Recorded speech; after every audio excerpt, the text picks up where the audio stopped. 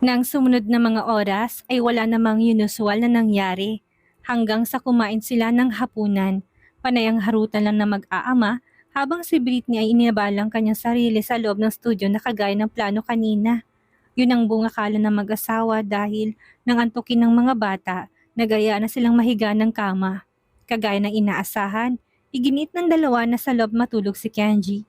Hindi naman pwedeng ikatuwiran ni Britney na maliit ang kama. Maluwag pa yun sa kanilang apat kung kaya naman walang sense kung yun ang kanyang ikakatwiran sa mga anak.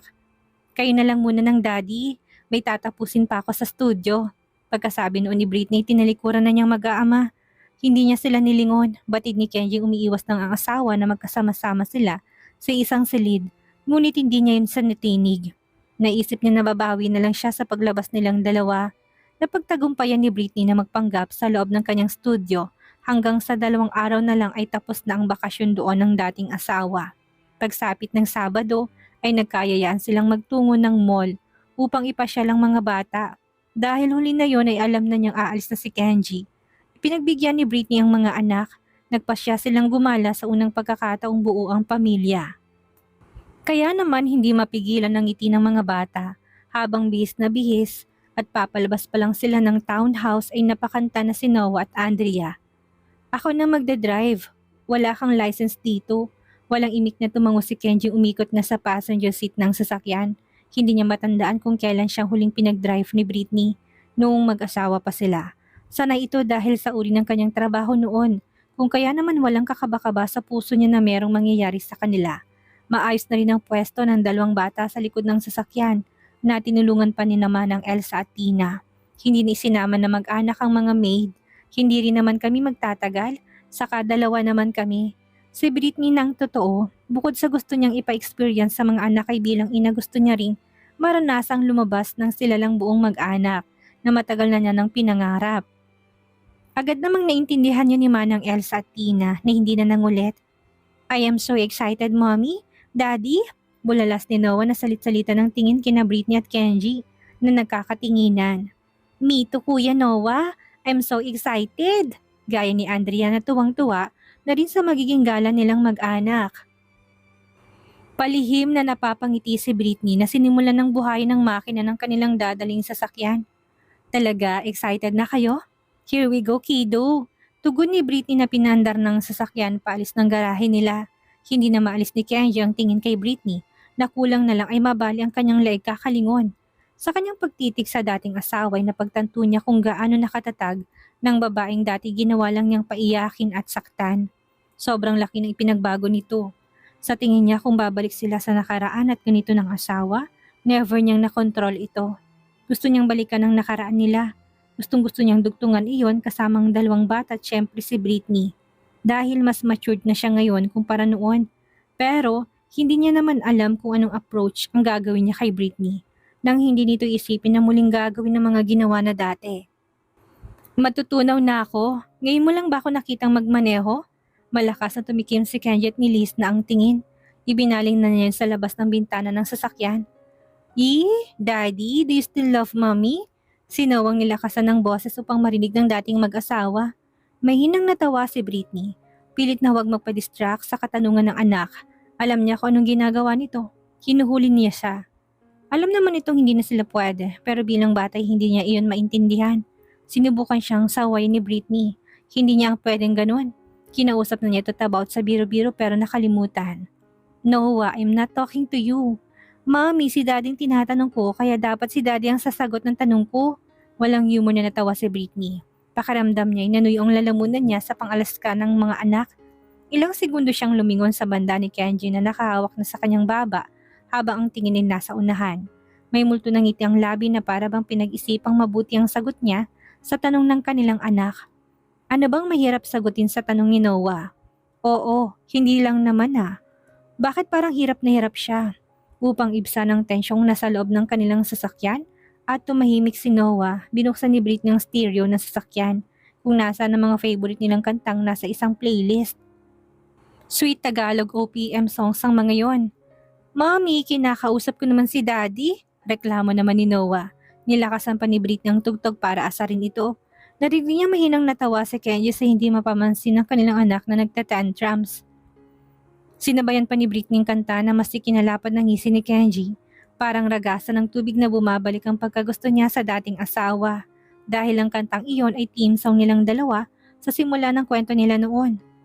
Ang taas ng energy natin ha, Britney. Nakaharap na si Kenji sa kanya't amazed na amazed ang mga mata sa kanya. Hindi siya pinansin ni Britney na sa sobrang kaba parang sasabog ng puso niya. Diretso pa rin ang tingin sa kalsada. Daddy, kahit hindi mo na po sagutin ang tanong, alam na namin ni Andrea kung anong sagot mo dun. Sinawang na ulinaga nilang mahinang humagikik na sinabayan pa ni Andrea. Napailing na lang si Britney sa kakulitan ng dalawa. Arcade ang unang sinadya nila sa mall. Pinabaya lang naman ni Britney ang mag-aama. Nakabuntot lang siya sa likod nila kung saan ay hawak ni Kenji ang dalawang bata sa tig-isang kamay. Masaya naman ang tanawing iyon. Hindi mapigilan ni Britney malinginid ang kanyang mga luha. Matagal na niyang inasam-asam yon para kay Noah. Medyo nakokonsensya pa siya ngayon na ito lang ay nabigyan ng katuparan.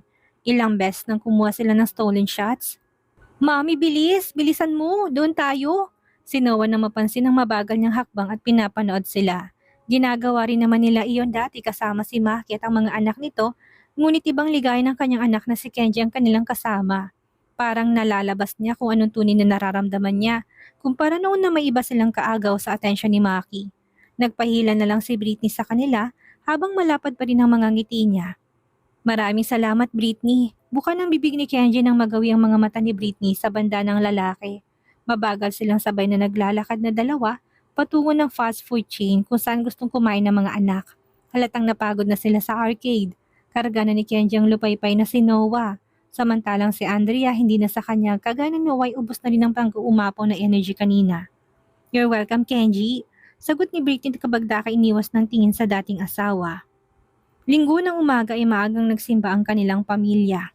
Lunes, after lunch ang biyahe ni Kenji pabalik ng Pilipinas kung kaya naman gusto niyang sulitin ang araw ng linggo para sa kanyang mag-iina na alam niyang mamimiss niya. Pagkatapos nilang magsimba, diretso sila sa park kung saan nagkaroon sila ng picnic na hiling naman ni Andrea. Nagpalipad ng saranggola si Kenji at Noah samantalang pinapanood lang sila ni Andrea at Britney na nakaupo na dala nilang picnic blanket. Nang hindi makatiisan nakugulo na rin ang batang babae sa mag-ama. Naiwan si Britney tinatanaw ang tatlo. Dumaan sa kanyang isipan ang painting na inilaban noon ni Kenji sa competition. Pakiramdam niya sila iyon ngayon na may temang inspirasyon. Bahagyang sumakit ang puso ni Britney. Hindi para sa kanilang dalawa ni Kenji kundi para kay Noah at Andrea na uhaw sa atensyon ni Kenji bilang kinikilalang ama. Kailan kaya ito mauulit? Wala sa sariling tanong niya. Hindi pa rin inaalis sa mga mata sa mag-aama. Umahalay ang malakas na halakak ng dalawang bata sa kung anong sinasabi o kinakwento ni Kenji sa kanila. Dinadala yon ng mas lumalakas na hangin at nanunuot sa pandinig ni Britney. Ilang beses siyang marahang humugot ng hininga. Kalabasan ba kung hilingin niya na sana, mabigyan niya pa rin ang buong pamilyang mga bata? Kahibangan ba kung papangarapin niya ng mga sandaling yun na sana mabuo pa nila ang pamilyang iyon? Kahit na traumang hatid nila kay Kenji sa bawat isa. Maring tama si Manang Elsa nagbago ng dating asawa at nakikita naman niya ito. Kaso hindi naman siya nagsasabi, paano kung mga bata na lang talagang habol niya? Alangan namang isiksik ko sa kanyang sarili ko tapos mamaya saktan lang din naman niya ako. Mauulit lang ang nakaraan namin noon. Hindi inilis ni Britney ang kanyang mukha nang lumingon silang tatlo at sabay-sabay nang umiti sa kanya. Pilit niyang pinapalapit sa kanila upang subukang magpalipad ng saranggola. Nasisaw sa kanya dahil bago pa dumating si Kenji. Upang turuan itong mga batay siya nang nauna noong mag-isang gumawa. Nais na sanang tanggihan ngunit may bumubulong sa kanya na pagbigyan na dahil ng mga ganong bagay ay misa lang namang mangyari. Yay! Talo ng dalawang batang nagpapataasan kami ng Kenji ng paglipad ng masaranggola ng mga bata. Go mommy! Defeat daddy! Malakas na sigaw ni Andrea. Defeat him! Huwag kang magpapatalo kay mommy daddy! Don't let her win! Si Noah na halos mapatid ng ugat sa leeg. Tawang-tawa naman si Kenji at Britney na panaka-naka ang titigan dahil sa pag-cheer ng dalawang bata sa kanya. Sa mga sandaling iyon ay nahiling ni Britney na sana ay tumigil ang oras para manatili ang kanilang pamilya na masaya. Gusto niyang manatili sa mga sandaling iyon na ang laki ng mga ngiti ng kanyang mga anak, yung tipong walang kulang sa kanila. Napuna ng lahat ng pangungulila nila sa isang buo at masayang pamilya, kagaya ng mga kaklase. Please, Don't let her win! I know you love her but still don't let her win! Umalakak si Kenji sa tinura ni Noah at ganun din si Britney, na pulang-pula ng mukha. Nagbablush siya hindi dahil sa hiya. Nagbablush siya dahil gustong-gusto ng puso niyang nirereto siya ng anak sa kanyang ama. Samantalang nasa isipan naman ni Kenji ng mga sandaling iyon ay gusto na niyang pag-extend ang bakasyon niya. Ngunit nakapangako na siya sa kanyang ama na babalik na siya ng bansa. Hindi niya pwedeng baliwalain yon. Kaya naisip niya na mamaya hihimukin niya si Britney bumalik na ng bansa para mas malapit at mabilis ang access niya kung sakaling gusto niyang mag-spend ng time sa kanila. At sana lang pumayag ito sa kanyang gagawing kahilingan. Mananalo kami ni Andrea at wala kayong magagawang mag-ama. Anunsyo ni Britney na mas binilisan ng pagbitaw ng tali ng saranggola upang mas maging mataas ang lipad noon kumpara sa saranggola ni Kenji na natataranta na doon. Dad, come on! Focus! Tumalon-talon na si Andrea na makitang ang tayog ng kanilang saranggola. Open space ang lugar na yon ng karamihan na nagsasaranggola ang nagpupunta kung kaya naman hindi na bagong tanawi yun ng pamilya nila. Yes, Mommy, we won! Nang hinang napaupo si Noah sa damuhan nang makita ang resulta. Dad, sabi ko sa'yo wag mong papanalunin si Mommy eh. Reklamo nito na paiyak ng itsura. Sorry son, bigla to nag-walk out at tumakbo patungo sa kanilang blanket upang doon lang ituloy ang pagmumukmok. Nilingon ni Kenji si Britney na karga na si Andrea habang nagsa-celebrate ng pagkapanalo nila. Napailing ito, napansin niya si Britney kung kaya naman natigil to. Tinasa niya na isang kilay para nagmamalaki na mas magaling nga siya. Britney, anong gagawin ko kay Noah? Mukhang galit talaga siya sa akin. Siyempre, comfort mong anak mo, hindi pa naman sanay yun na natatalo. Bakit kasi nagpatalo ka sa akin? Napahagod na si Kenji sa kanyang batok, hindi siya nagpatalo. Totoong talo talaga siya ng dating asawa. Muli niyang nilingon, si Noah na pasalampak na nakaupo sa blanket habang nakasubsob ang mukha sa nakataas na dalawang tuhod. Hindi ako nagpatalo. Totoo akong natalo mo, pero sana kahit talo kami sa game, minsan pang panalunin mo ko sa puso mo. Bigyan mo ko ng chance. Buhin natin muli ang pamilyang nasira ko noon. Let me win your heart for the last time. Britney Joanna, willing akong bumalik sa panunuyo sa'yo sa zero. Uulitin ko lahat ng ginawa ko noon. Pwede mo kong hindi sagutin ngayon, handa akong maghintay. Kung kailan ka magiging handa, hindi rin kita minamadali. Unti-unting napawi ang malaking ngiti ni Britney sa kanyang mga narinig at naburo ng mga mata niya kay Kenji na hindi nag-iwas ng tingin sa kanya. Totoo ba ang lahat ng narinig niya? Hindi produkto ng guni-gunit magulong isipan? Pwede mong sagutin ang tanong kong yan kung kailan mo gusto. Hindi kita minamadali. Hindi ako nagmamadali. Pagkasabi noon ay tinalikuran na siya ni Kenji na malalaki ng hakbang patungo sa kanilang anak na nag-iinarte. Sinundan siya ni Britney ng tingin hanggang sa malapitan nito si Noah. Tinabihan ni Kenji ang anak, bigla itong umiwas sa kanya na para bang ayaw nitong makitang ama. Hindi binawi ni Britney ang mga tingin sa kanyang mag-ama. May sinabi dito si Kenji na nagpaangat ng tingin kay Noah sa ama. Sa layo nila hindi ito magawang marinig ni Britney kahit pa nakatingin siya sa kanyang mag-ama. Noah, kung patatawarin mong daddy, pangako gagawin ko lahat para magkasama-sama tayong muli sa isang bahay. Ikaw, ako, si Andrea at ang mommy. Bigyan mo lang ako ng sapat na panahon dahil muli kong bubuuhin ang ating watak-watak ngayon na pamilya. You're not kidding me, Daddy? Baka inuuto mo lang ako so I can forgive you for what you did today. I am not, Noah. Gusto ko talagang mabuo ang pamilya nating muli. Maniwala ka kay Daddy. Ilang segundo siyang tinignan ni Noah na parang binabasa kung nagsasabi ba ng totoo. Okay, deal Daddy. Please do your part well. Wag na wag mo kaming bibiguin ni Andrea. Buong biyahe nila pabalik ng townhouse ay tahimik lang si Britney. Habang nagmamaneho, tutok na tutok ang kanyang mata sa kalsada. Nasa passenger seat lang muli si Kenji habang ang mga mata sa likod ay parang mga manok na inaantok. Hapong-hapo sa kanilang paggala, panakanak ang sulyap ni Britney kay Kenji gamit ang gilid ng kanyang mga mata. Hindi pa rin nabubura sa kanyang isipan ang sinabi nito kanina. Hindi tuloy mapigilan ni Britney mapatanong kung seryoso ba sinasabi niyang dating asawa. Baka mamaya pinaglaruan lang siya nito. Mabilis na siyang napalunok ng laway na maramdamang bahagyang bumaling sa kanya si Kenji. Ilang sandaling tinitigan siya nito na para bang may nais na sabihin. Hinintay niya yon pero wala naman tong binitawang salita. Nanatiling tahimik o baka medyo nag-alinlangan lang itong magsalita nang dahil sa kanyang pananahimik? Hindi niya alam. Hapon na sila halos umuwi Nag-aagaw ng dilim at liwanag. Nakalubog ng haring araw na pinapanood nila bago umalis ng park.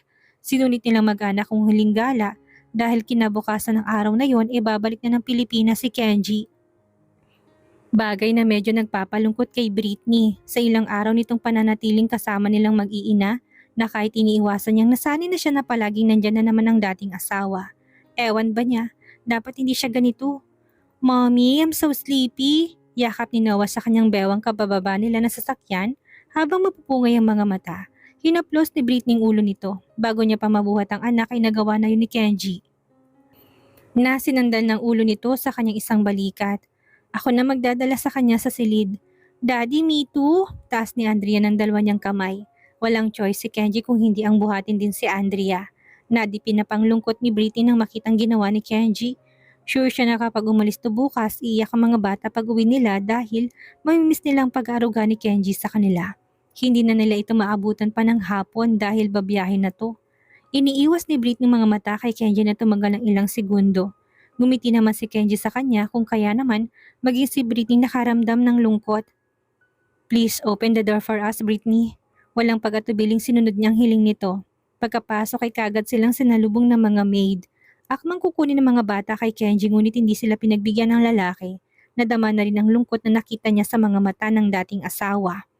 Ayaw niyang mag-assume pero sigurado siyang nakita niyang naging malungkot ito.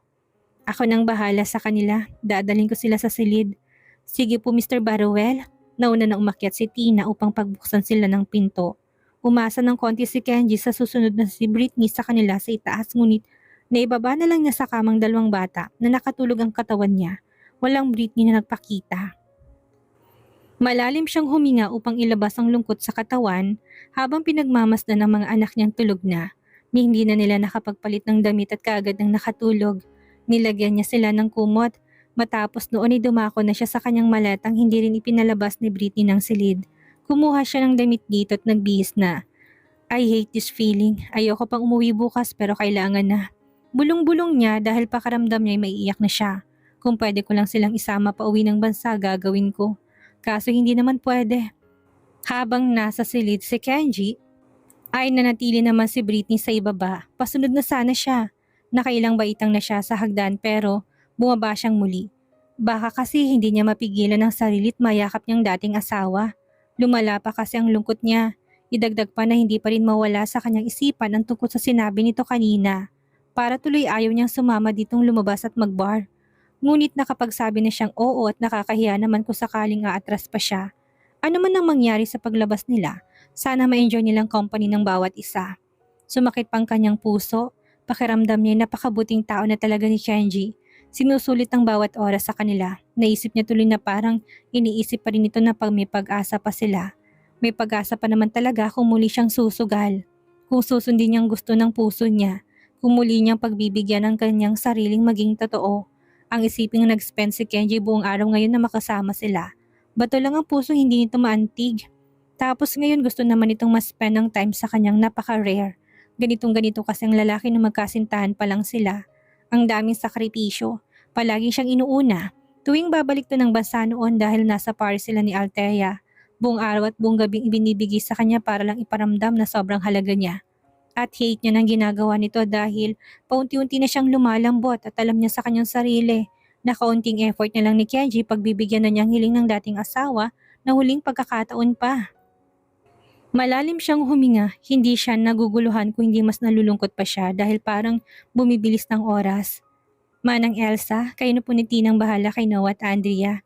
Just in case na magising sila at magutom. Baling niya sa matanda na kanina pa siya pinagmamasdan ng lihim. Sa lahat ng mga nakakilala sa kanya, si Manang Elsa ang lubos na kilala siya, kaya alam nito na may bumabagabag sa kanya. At ang hula niya ay ang pag-alis ni Kenji. Busog naman ang mga bata sa pagkaing binili namin bago umuwi pero just in case na magising at magutom. Napakurap ng mga mata ni Britney dahil naramdaman na niyang mainit na titig ni Manang Elsa sa kanya. Alam na mga ito na may lakad sila ni Kenji para sa gabing iyon at kabisado na ni Britney ang mga paninitig nito sa kanya. Upang pagaanin ng naramdaman ni Britney, biniro to ni Manang Elsa. Umano'y date nilang dating mag-asawa iyon na maring tinanggihan ni Britney kahit na hindi na maitago sa kanyang muka ang kilig dahil yun din ang kanyang iniisip. Hindi yun date man ng Elsa. Pasasalamat niya lang yun sa akin dahil naging mabuti akong ina sa mga bata. Kumbaga, compensation lang yun. It's not a date. Normal na dinner lang sa labas. Huwag kang maintriga. Alam kong iniisip mo, kontra ni Britney, pero maging siya hindi makapaniwalang sarili na simpleng pagkain lang nila yun sa labas. Nag-a-assume ang puso niya na date nga ang gagawin nila. Madam Britney, walang dahilan para gawin yung lumabas na kayo lang kayo. Dahil sa mga bata lang yun. Pwede naman kayong kumain na lang dito with the kids. Sa tingin ko gusto niya talagang bumawi sa inyong mag-ina. Bumawi sa'yo. Mag-usap kaya kayo ng masinsinan. Hindi pa naman huli ang lahat. Kayang-kaya niyo pang dugtungan ang relasyon niyo noon na marahil ay sinubok lang ng panahon ng tatag. Nakikita naman naming ibang-iba na talaga si Mr. Barroel. Sobrang laki ng pinagbago niya na ewan ko na lang kung napapansin mo o kami lang ang nakakakita noon. Nakikita ko rin naman na mahal mo pa siya. Wag mo sanang masamain ang payo ko dahil naniniwala kong hindi pa huli ang lahat sa inyo.